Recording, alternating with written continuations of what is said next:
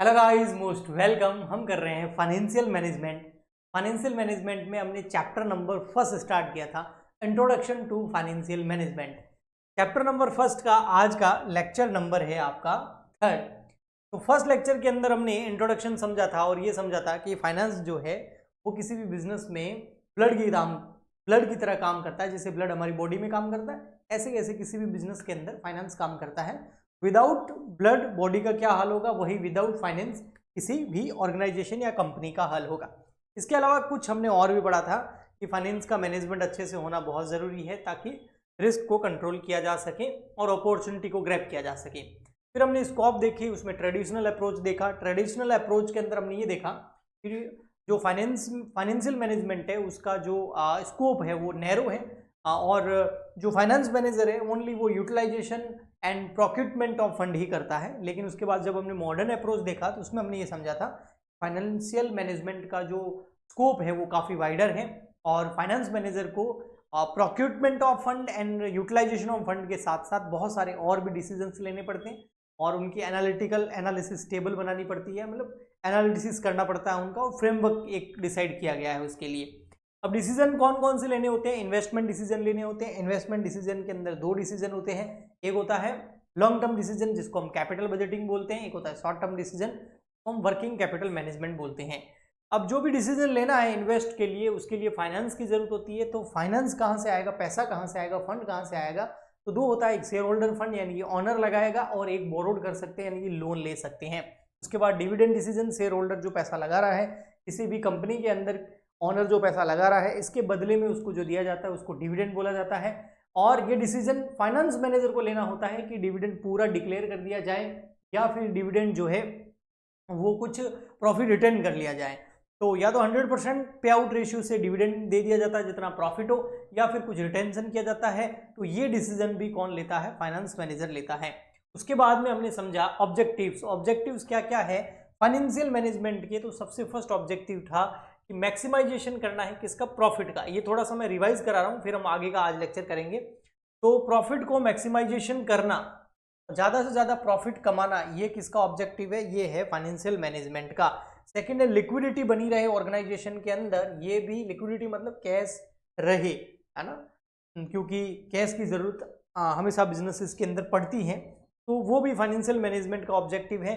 Wealth maximisation यानी कि जो शेयर होल्डर हैं उनकी जो वेल्थ है वो ज़्यादा से ज़्यादा बढ़े, ये भी ऑब्जेक्टिव किसका होता है? फाइनेंशियल मैनेजमेंट का होता है। और सोशल रिस्पॉन्सिबिलिटी भी पूरी रहे यानी कि अच्छी क्वालिटी के प्रोडक्ट अवेलेबल कराए सोसाइटी को, उनका लिविंग स्टैंडर्ड बढ़े, एम्प्लॉयमेंट अपॉर्चुनिटी प्रोवाइड कराएं। तो ये भी ऑब्जेक्टिव है फाइनेंशियल मैनेजमेंट का।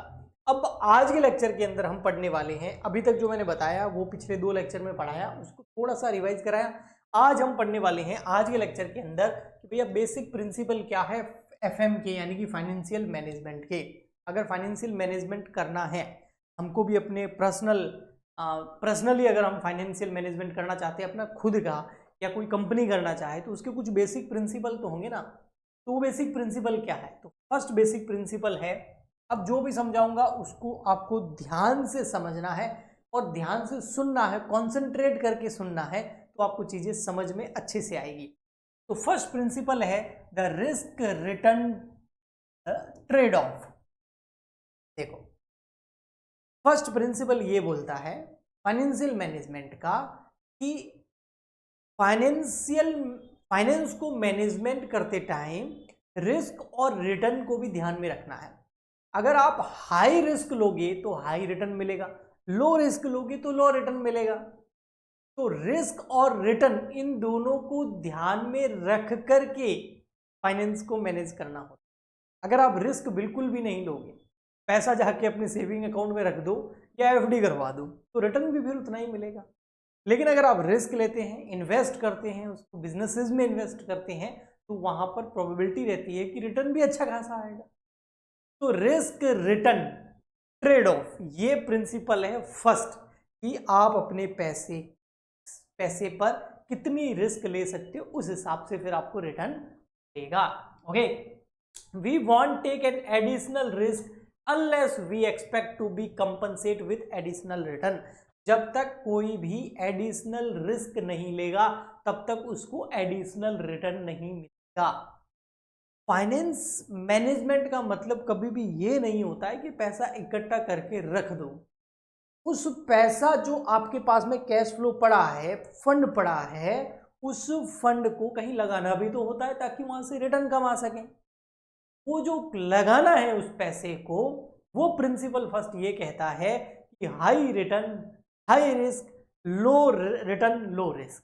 अब रिस्क और रिटर्न के बीच में एक कोऑर्डिनेशन आप फाइनेंशियल मैनेजमेंट के अंदर फाइनेंस मैनेजर बिठाता है। ओके, तो ये है फर्स्ट प्रिंसिपल फाइनेंशियल मैनेजमेंट का। फाइनेंस को मैनेजमेंट करते टाइम रिस्क और रिटर्न को ध्यान में रखना चाहिए। सेकंड प्रिंसिपल आता है आपका the time value of money. Sir ये क्या है टाइम वैल्यू ऑफ मनी? देखो, टाइम वैल्यू ऑफ मनी का मतलब ये है, अगर मैं आज आपको 100 रुपीज दूं, आज अभी दे दूं 2024 में 100 रुपीज, आप मुझे बताइए इसकी वैल्यू ज़्यादा होगी या फिर मैं आपको 2030 के अंदर यानी कि आज से 6 साल बाद में 100 रुपीज दूं, उसकी वैल्यू ज़्यादा होगी? आज का जो 100 रुपीज़ है उसकी वैल्यू ज़्यादा होगी। क्यों? क्योंकि अगर मैं आपको आज 100 रुपीज़ देता हूं तो आप उसको इन्वेस्ट करेंगे, उसको किसी को उधार दे देंगे और उसके ऊपर इंटरेस्ट कमाते जाएंगे 6 साल तक, और वो 100 रुपीज़ आपके बढ़ के हो सकता है वो इन्फ्लेशन को भी बीट कर दे, और आप इतना रिटर्न कमाते हैं कि आप इन्फ्लेशन को भी बीट कर देते हैं, महंगाई जो है उसको भी बीट कर देते हैं। तो फिर आप महंगाई को बीट करके उस 100 रुपीज़ से इन्फ्लेशन के कंपैरिजन में ज़्यादा पैसा कमा लेंगे अगर मैं आपको आज 100 रुपीज़ दूँ। लेकिन मैं 2030 के अंदर 100 रुपीज़ दूँ तो उसकी वैल्यू बहुत कम है, समझ में? तो वही है the time value of money. A rupee received today is worth more than rupee received in the future. Rupee आज जो रिसीव कर रहे हो उसकी वर्थ ज़्यादा है जो फ्यूचर में रिसीव करोगे उससे। ओके, तो ये दोनों पॉइंट एक दूसरे से कहीं ना कहीं रिलेटेड ही है। रिस्क रिटर्न ट्रेड ऑफ और the time value of money दोनों ही एक दूसरे से रिलेटेड है, क्योंकि इसके अंदर भी यही बोला गया है कि अगर आप आज इन्वेस्ट करते हो तो उसके ऊपर आपको रिटर्न मिलना स्टार्ट हो जाएगा। अब रिटर्न कितना मिलेगा? जितनी आप रिस्क, तो रिस्क कितनी लेनी चाहिए? कम से कम इतनी रिस्क तो लेनी ही चाहिए कि इन्फ्लेशन को आप बीट कर पाओ, महंगाई को आप हरा पाओ। इतना तो आपको रिस्क लेना ही चाहिए जिसकी वजह से इतना रिटर्न मिले कि वो रिटर्न आपकी महंगाई, इन्फ्लेशन जो बढ़ रही है, महंगाई बढ़ रही है, उसको हरा पाए, तो उसको एक अच्छा रिटर्न माना जा सकता है। प्रिंसिपल नंबर 3 कहता है कि अगर आपको फाइनेंस को मैनेजमेंट करना है तो cash not profit is king. ये बोलता है कैश जो है ना वो किंग है, ना कि प्रॉफिट। अब ये क्या है? देखो, आप ये समझ गए कि हाई रिटर्न चाहिए तो हाई रिस्क लेना पड़ेगा। आप ये समझ गए कि आज जो पैसा मिल रहा है उसकी वैल्यू ज़्यादा है क्योंकि हम उसको इन्वेस्ट करके उसके ऊपर रिटर्न कमा सकते हैं। तो आपको ये भी समझना होगा कि आप प्रॉफिट भले ही कितना ही कमा लो, लेकिन किंग तो क्या रहेगा? कैश रहेगा। मतलब किसी भी बिजनेस के अंदर, किसी भी कंपनी के अंदर हो सकता है प्रॉफिट ज़्यादा हो रहा हो लेकिन उनके पास लिक्विडिटी की कमी है, उनके पास कैश नहीं है। तो ऐसी कंपनी जो है, जो अपॉर्चुनिटीज आती है नई नई बिजनेसेस के अंदर, मार्केट्स के अंदर, उसको ग्रैब नहीं कर पाती है, या कोई थ्रेट आता है तो उससे लड़ भी नहीं पाती है और लोन के चक्कर में पड़ जाती है और इंटरेस्ट का पेमेंट करना पड़ता है। लेकिन अगर कोई कंपनी ऐसी है जिसके पास प्रॉफिट तो हो ही रहे हैं लेकिन कैश भी किंग है, यानी कि उसके पास कैश की भी कमी नहीं है, तो ऐसी कंपनी अपने प्रॉफिट को और बढ़ा सकती है। कैसे? कि न्यू अपॉर्चुनिटी को ग्रैब कर सकती है और कोई थ्रेट आया है तो उसका अच्छे से सामना कर सकते हैं क्योंकि उनके पास में कैश है। ओके जी, तो फाइनेंस मैनेजमेंट के अंदर हाई रिस्क हाई रिटर्न, यानी कि रिस्क रिटर्न, और लो रिस्क लो रिटर्न। तो रिस्क रिटर्न को भी ट्रेड ऑफ करना है, तो जो मनी की वैल्यू है आज के टाइम में वो ज़्यादा है, ये ध्यान में रखना है, ये प्रिंसिपल है। और कैश भी अपने हाथ में रखना है ताकि कैश किंग रहे, ना कि प्रॉफिट। प्रिंसिपल नंबर 4 बोलता है फाइनेंस मैनेजमेंट का एफिशिएंट कैपिटल मार्केट। अब देखो, हमने हमारे इंडिया के अंदर कैपिटल मार्केट एफिशिएंट अवेलेबल है, ठीक है। हमारे यहाँ पर प्राइमरी मार्केट भी और सेकेंडरी मार्केट भी। प्राइमरी मार्केट्स वो होते हैं जहां पर आईपीओ इनिशियल पब्लिक ऑफर निकलते हैं, और सेकेंडरी मार्केट वो होते हैं जहां पर शेयर खरीदे और बेचे जाते हैं एक बार जब आईपीओ इशू हो जाता है तब, यानी कि जब आईपीओ लिस्ट हो जाता है शेयर मार्केट के अंदर। सिंपल बताऊं, जो BSE Bombay stock exchange, NSE national stock exchange है, ये कैपिटल मार्केट है, सेकेंडरी मार्केट है, और जो आईपीओ वगैरह इशू होते हैं वो प्राइमरी मार्केट के अंदर इशू होते हैं। तो ये कैपिटल मार्केट अगर एफिशिएंट है तो ये आपको बहुत अच्छा जो है गेन दे सकते हैं। किसको? आपको, मतलब शेयर होल्डर्स को। शेयर होल्डर की वेल्थ मैक्सिमाइज हो रही है या नहीं हो रही है, ये कैपिटल मार्केट के जरिए आप आराम से पता लगा सकते हो। The market are quick and the price are right. Market quick होते हैं और उसकी प्राइस भी राइट होती है। फॉर एग्जाम्पल के लिए कोई नई कंपनी है और उसने एक शेयर 10 रुपए में इशू किया है, फॉर एग्जाम्पल के लिए बता रहा हूं मैं, और अब अगर वो कंपनी अच्छा कर रही है, रिस्क अच्छा ले रही है, प्रॉफिट अच्छा कमा रही है, रिटर्न मतलब उसके रिजल्ट्स अच्छे आ रहे हैं, तो क्या होगा? मार्केट के अंदर जो वो 10 रुपए की शेयर की प्राइस है वो बढ़ करके हो सकता है 100 रुपए हो जाए। तो जहां पहले एक 10 रुपए में कोई शेयर खरीदा था, अब उस एक शेयर की वैल्यू 100 रुपए हो गई है। तो यहाँ पर उस शेयर होल्डर की जो वेल्थ है वो मैक्सिमाइज हो रही है। इसका पता हम कैपिटल मार्केट में लगा सकते हैं आराम से। दुनिया के जो सबसे अमीर लोग हैं, 100 की जब लिस्ट आती है ना, तो वो ऊपर नीचे होते रहते हैं। वो कैसे होते हैं? वो कैपिटल मार्केट की वजह से होते हैं, क्योंकि उनकी कंपनीज में बड़े इन्वेस्टमेंट होते हैं, उनके पास अच्छी खासी होल्डिंग होती है बड़ी बड़ी कंपनीज की, उनकी खुद की जो होती है, तो उन कंपनी में उनकी होल्डिंग होती है। तो वो कंपनी अच्छा करती है तो मार्केट में प्राइस हाई हो जाती है, शेयर उसका भाग जाता है, और उस वजह से उनकी वेल्थ मैक्सिमाइज हो जाती है। तो वो 10 नंबर से 8 नंबर पे आ जाते हैं, 15 से 2 नंबर पे आ जाते हैं, और कभी अगर थोड़ा सा फ्लक्चुएशन आ जाता है तो वो नीचे भी आ जाते हैं।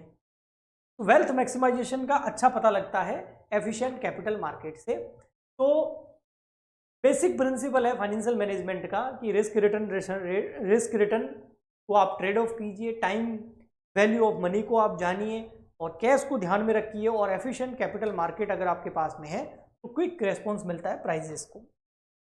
ये 4 प्रिंसिपल थे किसके? फाइनेंशियल मैनेजमेंट के। नेक्स्ट प्रिंसिपल नंबर 5 आता है, वो है द एजेंसी प्रॉब्लम। देखो, एजेंसी प्रॉब्लम होती है और फाइनेंस को मैनेजमेंट करना चाहते हैं, तो ये प्रिंसिपल बोलता है कि फाइनेंशियल मैनेजमेंट करने के लिए एजेंसी प्रॉब्लम नहीं होनी चाहिए। यानी कि एजेंसी प्रॉब्लम क्या होती है, सबसे पहले समझ।